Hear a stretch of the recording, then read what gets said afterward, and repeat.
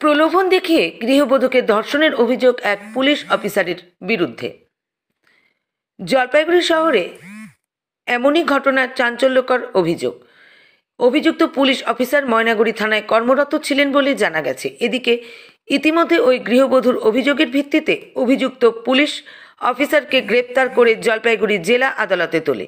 ঘটনা প্রসঙ্গে জানা গেছে, জলপাইগুড়ির বাসিন্দা ওই গৃহবধূর বাড়িতে গত 5 বছর আগে একটি চুরির ঘটনা ঘটেছিল। এরপর জলপাইগুড়ি কোতোয়ালি থানায় একটি লিখিত অভিযোগ দায়ের করে ওই গৃহবধূ, আর সেই ঘটনার তদন্তের দায়িত্বে ছিলেন ওই পুলিশ অফিসার।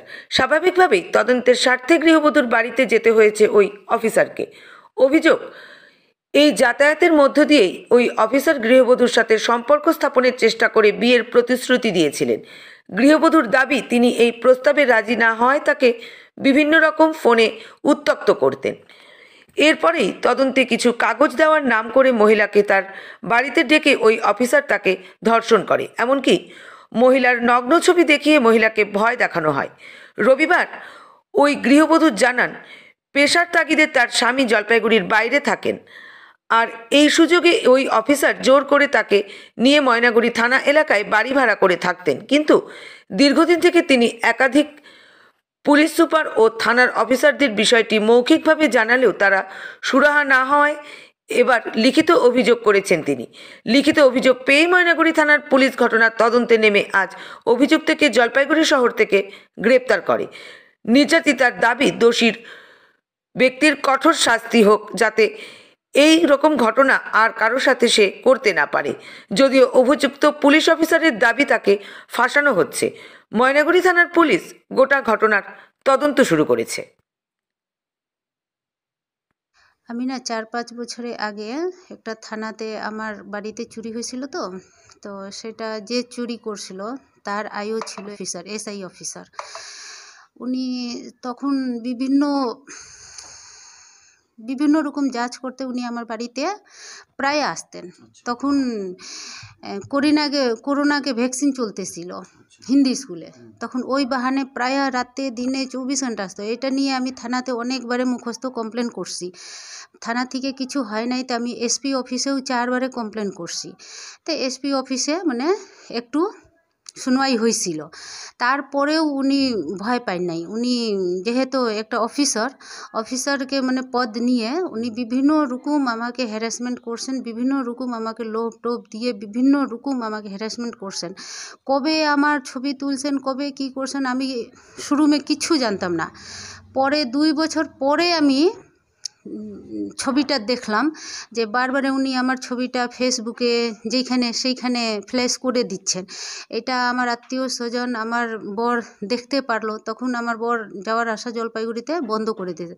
পরে উনি আমার বরকেও, উনার কে লোক জানি না, আমার বরকেও উনারে মানে অনেকবারে ব্ল্যাকমেল করছেন। আমার ছেলে মেয়েকেও উনারা অনেকবারে ব্ল্যাকমেল করছেন। আমার ছেলে মেয়েকে, আমার বরকে বাঁচানোর জন্য আমি অনেক মিথ্যা কথা বাড়িতে বলতাম। উনি রাত্রে আসলে আমি ছুপাই দিতাম যে না, কেউ আসে নাই, চোর আসছিল হেই হৌ বলে। উনি কি বলে মানিকগঞ্জ থাকা পরেও উনি আমার বাড়িতে সবসময় যাওয়া আসা করতেন। তারপরে উনি ময়নাগুড়িতে থাকা পরেও আমার বাড়িতে যাওয়া আসা করতেন। তারপরে রাজারহাট থাকা পরেও উনি আমার বাড়িতে প্রায় দিন যাওয়া আসা করতেন। লাস্টে বাধ্য হয়ে এমন কোনো ঘটনা হয়েছে যে আমাকে ওনার সঙ্গে থাকতে বাধ্য হইতে হইল। তো আমি কিছুদিন ধরে ওনার সঙ্গে আমি একটা ঘর ভাড়া নিয়ে আমি থাকছি। আমি তো থাকি নাই, উনি আমাকে বাধ্য করছেন থাকতে, জোর জবরদস্তি আমাকে। কেন আমার ছেলে মেয়েকে উনি জানাই দিবেন, আমার ছেলে মেয়েকে পড়াবে অসর করে দিবেন, তা আমার ছেলে সুসাইড করতে বাধ্য হবে, এইটা আমাকে ভয় দেখায় আমি থাকতে রাজি হয়েছি। তারপরে এখন উনি 4 বছরে আগে, তার 4 বছরে আগে উনার বাড়িতে প্রথমবারে গিয়েছিলাম না, সেদিনকে প্রথম দিনে উনি আমাকে কিছু খাইতে দিছিলেন। ওই খাওয়ার মধ্যে কি ছিল না ছিল, কোল্ড ড্রিঙ্ক ছিল। তারপরে আমি তো অনেকক্ষণ অজ্ঞান। তারপর উনি কি করছে না করছে আমি জানি না, কিন্তু আমাকে অনেক দিন পরে যখন ওনার কথা শোনা আমি বন্ধ করে দিছি, কথা শুনতেছি না, ওনাকে পাত্তা দিচ্ছি না, আমি এখান থেকে চলে যাব, তখন উনি ওই ছবিটা আমাকে দেখায় ব্ল্যাকমেল করা শুরু করছেন। 2 বছর পরে। কিন্তু উনি অনেক দিন আগে থেকে ছবি তুলে রাখছিলেন। আর আমার ছেলে মেয়েকে পড়াশোনা, ওই জন্য আমি এখান থেকে যাইতে পারতেছিলাম না। বলছি যে এতদিন আগেকার ঘটনা, আপনি এত দেরিতে এফআইআর করলেন কেন? আমি এত দেরিতে এফআইআর করলাম যে আমার ছেলেকে পড়াশোনা ছিল, ওই জন্য আমি সব সহ্য করতাম। মানে তখনও কি জানিয়েছেন, থানা পুলিশে জানিয়েছেন? হ্যাঁ, আমি অনেকবারে মুখস্থ কমপ্লেন করছি, 10 বার কমপ্লেন করছি মুখস্থ। পুলিশ সুপারকেও করেছেন? হ্যাঁ, সবাইকে বলছি। এসপি অফিসেও আমি 4 বারে গেছি। আচ্ছা, কোনো কাজ হয়নি? কাজ মানে ওকে এইখান থেকে অন্য অন্য জায়গায় সারাই দিত। আচ্ছা, হুম। তারপরেও আপনার পিছিয়ে পড়ে থাকতো? আমার পিছনে তারপরেও পড়ে থাকতো। কেন উনি আমাকে বাধ্য দিতেন যে মানে আমি লিখিত কমপ্লেন না করি। আচ্ছা, ওই জন্য আমি লিখিত কমপ্লেন এতদিন করি নাই।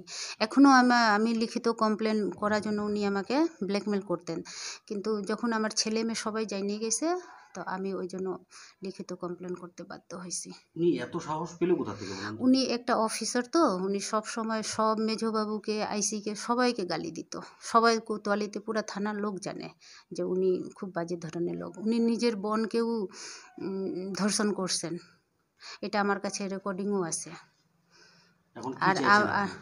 আর আমাকেই না, আমার মতন আরও 10টা মহিলার সঙ্গে ওনার সম্পর্ক আছে। ওনার বাড়িতে আমি গিয়ে শুনতে পারলাম। আচ্ছা, আপনি এখন কি চাচ্ছেন? আমি ওকে কড়া শাস্তি চাচ্ছি, যে আর পরবর্তীতে এইরকমই কারোর সঙ্গে না করুক।